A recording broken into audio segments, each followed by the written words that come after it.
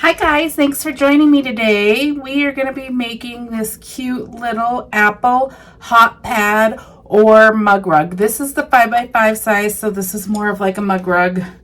You can put like, this is my soda can.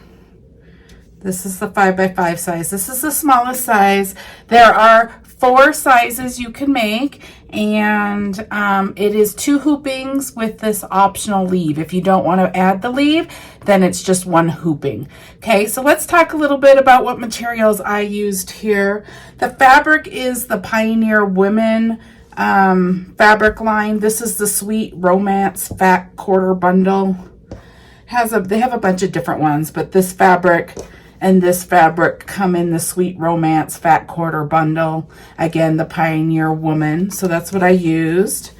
And then I just used wool felt for my leaf right here. You can use fabric if you want. I just used felt. And then these are just some ribbons.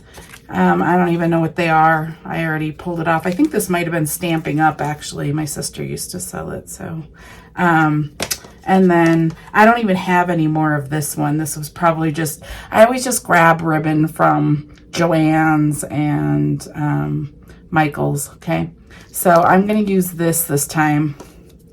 And I don't know where, I think these were Stamping Up, but I don't remember, okay? So it's just ribbon, okay? So, and this is optional. You don't have to do the ribbon like this, but ribbon, wool felt, and then 2 fabrics. And you could choose to just use 1 fabric. You don't have to do both sides, and I'll show you that a little bit later. But here's the front, and then here's the back. Okay, super cute. Let's get started. The first thing we're gonna do is make this cute little leaf right here. So you need to go ahead and put 1 sheet of tearaway fabric on. I'm gonna use my 5x7 hoop, and I will meet you over at the machine. Okay guys, I'm on my machine. I have my hoop right here with 1 sheet of tearaway. I have the color that I want. Make sure you put the thread in that you want to see the details, the details right here. Put that color in. I'm running a Baby Lock Meridian machine if you're curious. Go ahead and load the leaf design, and I'm going to get started, and I'm going to stitch the very first step, which is the placement stitch. Okay, there's the placement stitch. Get a big enough piece of fabric, or this is my wool felt. I'm just going to put it over the placement stitches, and then go ahead and stitch the next step, which is the detail stitch. This is step 2. Okay, that's what those detail stitches look like right there. You're going to take your hoop off your machine, you're going to turn it over to the back, and you're going to put your fabric on the back as well. So I'm going to go ahead and put my felt right here. Okay, and then I'm just going to tape it down. Okay, and then we're going to put it back on our machine, and we're going to stitch the last step, which is just going to go ahead and go all the way around the leaf. So this is step 3, and it's going to stitch around the leaf. Change the color if you don't want that same color, but I do. So I'm going to stitch the next step. I will come back and show you what mine looks like. Okay, this is what it looks like. There's the front, there's the back. You're going to go ahead and take this off. We're done stitching the leaf. It's super quick. I'm going to just pull off this tearaway.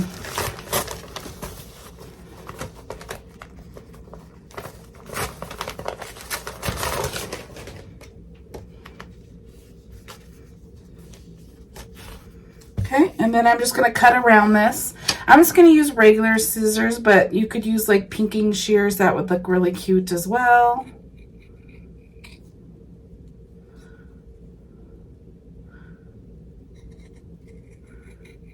Okay, there we go. So our leaf is ready to go. Leaf. Okay, just looks like that. You can cut off these extra little strings back here. Okay, so there we go. You're ready to go here. Just set this aside. We will use that later. Okay, now you're going to go ahead, if you're doing the 5x5 size, then get your 5x7 hoop, and then go ahead this time put cutaway on.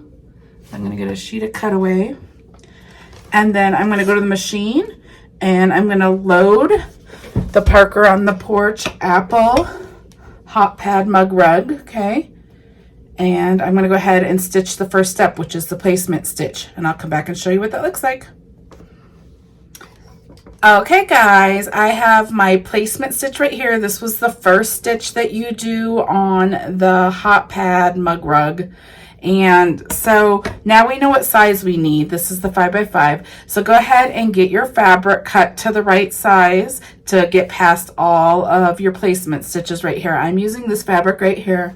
And you can see on here, the fabric that's going to show your base fabric is this side. So whatever you put down is going to only show on this side if you cover this side, okay? You could just leave this part off if you want, and I'll show you how. But so whatever fabric you want on the right side of your apple, go ahead and put that down. Now, I went ahead and did fusible fleece on mine. You're going to want to use some sort of interfacing. If you're doing the hot pad, the bigger one, and making like a hot pad that's going to have, you know, like a pot on it or something like that, or a casserole dish or whatever you're going to do, I probably would use like the Insulbrite interfacing on here because that is heat resistant. This is just fusible fleece right here. So you could use batting, fusible fleece, you can use the Insulbrite, whatever you want to use, make sure you go ahead and do that. I adhered fusible fleece to mine, okay? So go ahead, and if you're doing batting, you would just lay a big enough piece down first, and then you would lay your fabric on top, okay? I'm gonna go ahead and just put this down like this. Okay, and I don't want my squares looking sideways, so I'm gonna line mine up because I have a fabric that I want to look right.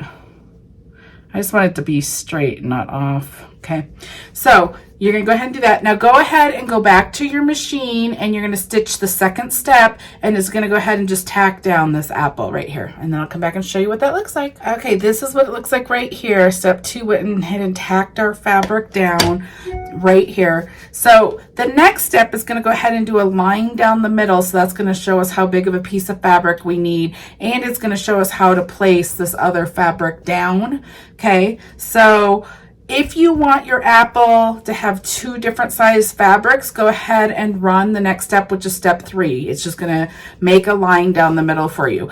If you just want your whole apple to be this fabric and you do not want 2 separate fabrics, you need to skip step 3, which is the line. Then you need to skip step 4, which is going to tack down that fabric, or like tack this part down. And then you need to skip step 5, which is the fold over one that's going to tack it down over here. Okay, so if you want just your apple like this, skip the next 3 steps, 3, 4, and 5. If you're sticking with me and you're doing both sides, then let's do the next step. I'm going to go ahead to my machine and I'm going to run step 3 directly onto my fabric. I'll come back and show you what that looks like. Okay, this is what it looks like right here. It went ahead and did this line. Now you know how big of a piece of fabric you need for this other side, for this fabric that I'm doing. So I went ahead and cut a big enough piece. I actually used fusible, like medium weight interfacing on here, just to give it more stability. But also my fabric is very white and I didn't want to see the checkers through it, so I did it for that. It's a personal preference. You don't have to do interfacing on this piece, but I did. Okay, so what you're going to want to do, have the apple facing you. If you want your fabric like this, you're going to go ahead and start like this, and then you're going to flip it that way, and then you're just going to pull it right over this line a little bit right there. Okay, so now the next step is going to go ahead and stitch right down here. This is step 4. It's going to run right down here, tacking this fabric to your main fabric right here. So I'm going to go ahead and run that. I will come back and show you what it looks like. Okay, that's what we look like right there. Okay, you could trim this if you want. If you're too far over, you just need like 1/4 of an inch. I'm going to just leave mine. Okay, now what we're going to do is we're going to flip it over, smooth it out. Okay, you can tape here if you want to have it hold all the way down. The next step is just going to go ahead and outline this apple side over here, tacking your fabric down. So that's step 5. Go ahead and run step 5. Okay, there's step 5. It just went ahead and tacked the side of the fabric down. Okay, so if you skip 3, 4, and 5, now join us again because we're going to stitch the quilting next on the front. Make sure to change your thread to the color that you want. You see all this quilting? That's what's going to run next. Okay, so that's step 6. So I'm going to go ahead and run that, and I'll come back and show you what it looks like. Okay, here is what that quilting looks like. Okay, now we're going to go ahead and run the next step, which is a placement for the top up here where I put my ribbon. This is step 7.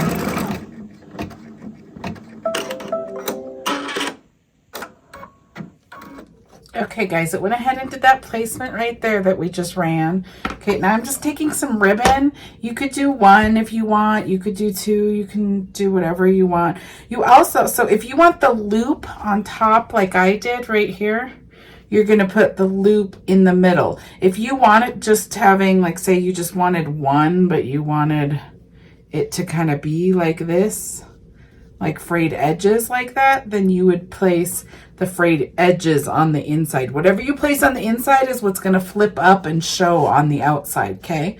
So I want the loops. So you can do it straight up and down like this, and then it will stay straight, or you could angle this a little bit like that so it shows the loop kind of sideways. I like to do 2 and one a little lower than the other. Okay, just gonna get it placed kind of how I want it. Maybe like that. Get a little higher. I'm just gonna kind of look and see how I want it. Pull this one a little bit more. Okay, kind of like that. That's kind of how I want it. Okay, so I'm going to put the loops on the inside, and you have your placement right here. Okay, that kind of just lets you center it. Okay. Now, if you want your loops longer, you would pull it this way. If you want them shorter, you pull it this way along those placement lines. Okay, kind of like that. Okay, then I'm going to take some tape, and I'm just going to tape this down. Okay, now we are ready to put the back on our bag. Now, one thing I was going to mention, if you wanted to put like a name on here, say you're making these for teachers or whatever, you could put like Mrs. Nelson or whatever on here. You would run it before you place this down. So you would take this off and you would run it right now. If you added a name in software, you would run it right now, okay? And then put this down, okay? So I'm going to go over to the machine, and it's going to tack these down next, okay? So I'll go do that. I'll come back and show you what it looks like. Okay, you can see that it went ahead and tacked it down. That was step 8. Now we're on the very last step, which is step 9. Okay, we're going to place the back on right now, okay? So I basically just took a big enough piece of fabric. I pretty much just took a piece of fabric, made sure that it was big enough to get past all my placement stitches here. I ironed it. Then I folded it over like this, and I cut across, getting me 2 pieces, okay? I'm not putting any interfacing or anything on this. This is just woven fabric. I folded one edge over to get a clean edge right here, and then the other one's just flat, okay?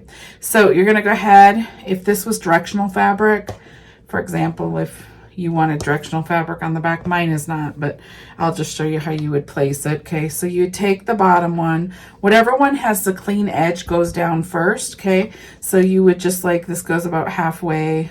There's little marks right here.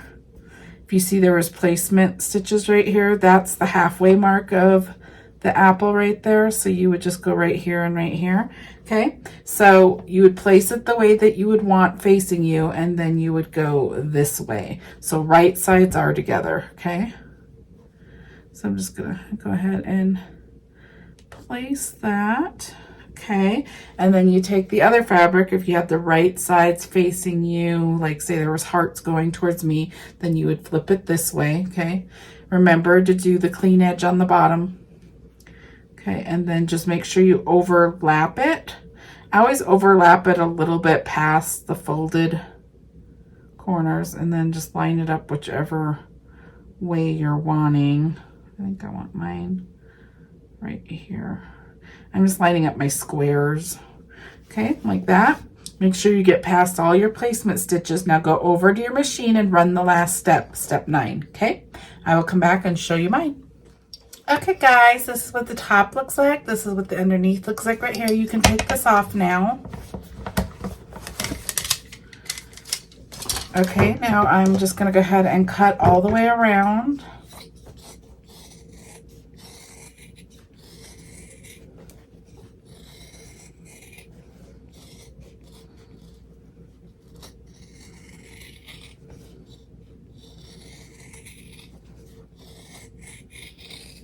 Okay, once you get it cut, then you go ahead and flip through your hole right here. And you just flip it the other way.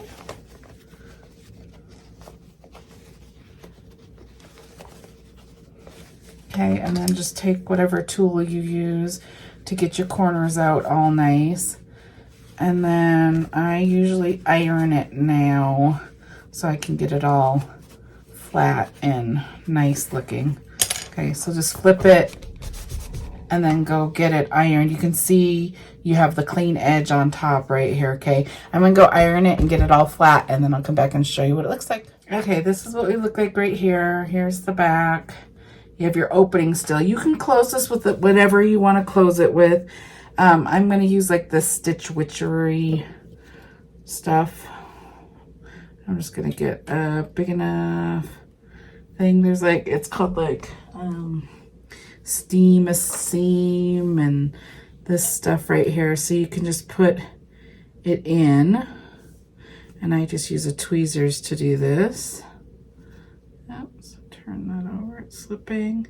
And I just get it right at the edge right here.